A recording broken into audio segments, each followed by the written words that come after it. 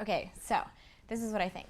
So I think there are a lot of ways. If your passion is to do something entrepreneurial and to start something, start a movement in the world, start a business, whatever, I think there are a few little things that you can do to make it a lot easier. One is to start very, very small and specific. I mean, I told you, it's kind of like, not funny now, but it's so tiny what we did in the beginning. I mean, for a year, we were just asking people what they thought, and did they think is this possible? Could we do this? And then after a year, we helped 7 people. It was not this huge, big deal. It was a very small, discrete, specific thing. And that's not too hard to do. Like, I bet everyone in this room could find 7 people or 5 people or 10 people or whatever and do something positive to help them, right? And again, that was 6 months of just watching that unfold. So starting really small and specific.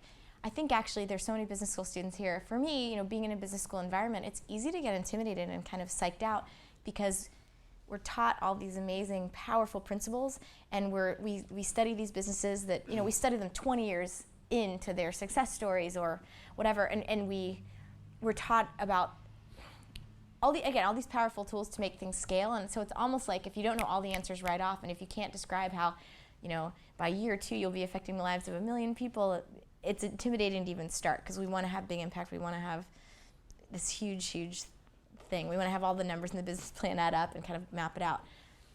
So I'd say don't be afraid to start small. Don't be ashamed or embarrassed about it. Just if you want to start moving that direction, even if it's like with a product, design it by hand for one person and see how they like it. Just start doing something. And I guess the related thing is, who was I speaking with about the design school and iteration? Yeah, so there's this design thinking, read about IDEO if you get a chance and other design firms, but basically you can erase the language of failure from your vocabulary and just instead start thinking in ways that are, that you're iterating. So it's great in a web business because you don't say, oh, that didn't work. You say that was version 1.0 and now we're version 2.0, and you just, I'm serious. You can just keep trying, keep iterating, change it, try something. If it doesn't stick, tweak it and try it again. Keep cranking on that. So I think iterating is a really big thing too. Don't see it as I'm going to try and fail. And in as much as you can create business models that allow you to have these little bite-sized little steps that you can do and have rounds of effort. Like with Kiva, we had 7 businesses. How did that work? Okay, what do we need to change? Great. 12 businesses, 20 businesses, right?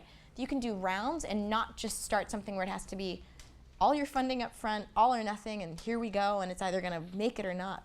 I think that's really helpful too. The other thing, and I'll allow myself 3 parts because I could talk a lot about this. So the third thing is, what was I going to say? I interrupt myself. This is ridiculous.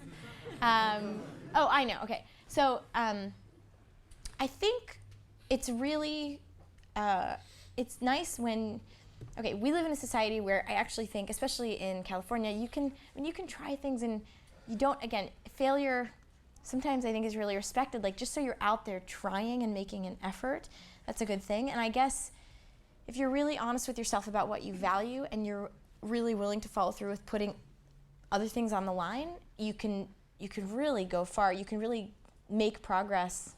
I'm not sure if I'm saying this correctly. Let me say this. When we had that dream of starting out and we knew we wanted to see this thing happen in the world, there was nothing that was off limits. And that can be a good and a bad thing. We lived very crazy lives where, half the time in the first year, literally almost half the time, Matt was pulling an all-nighter and just coding all night to build the site. And I'm doing school and we're trying to build this company. That was too much, but we did it because we wanted this to happen. Matt quit his job and I was in school, so Kiva's real startup funding was I upped my student loans. Still paying them off. And we didn't have money to design a logo, so we knew Matt's friend was an amazing graphic designer, and we're like, do we have anything that we own that you want? So we gave him Matt's old guitar. It's the logo that we use today. When you have a dream, it's kind of like anything can be thrown into the fire, and it's okay because that's your goal. And so, I don't know, I guess, maybe this is a sub-point to number 3, so it's not really 4. I'm still limiting myself. So sub-point is, it doesn't always take money. It doesn't always take money to actually get started. So maybe it takes your old guitar. Maybe some of our first staff were like, we can't pay you, but we can feed you and you can sleep on our couch if you can't afford your rent. And this literally happened. And we had it doesn't, some of our early technology stuff, and even now, we'll have brainstorming sessions with friends that work in other Silicon Valley companies to say, what do you think? We'll buy you pizza. Will you come help us think about this? So you don't always need money to go buy something to make it happen. You can give people important high responsibility roles to get involved, and so they feel excited and like they get to be part of the movement, and you can do things that way too.